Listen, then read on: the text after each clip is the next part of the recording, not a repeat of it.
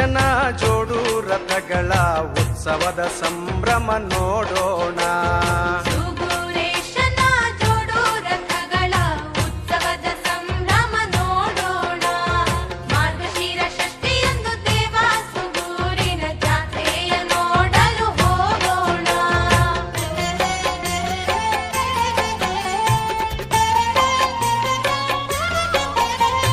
ಶಿವಸುತ ಶ್ರೀ ಗುರು ಸುಗುರೇಶನ ಮೆರವಣಿಗೆ ನೋಡಲು ಹೋಗೋಣ.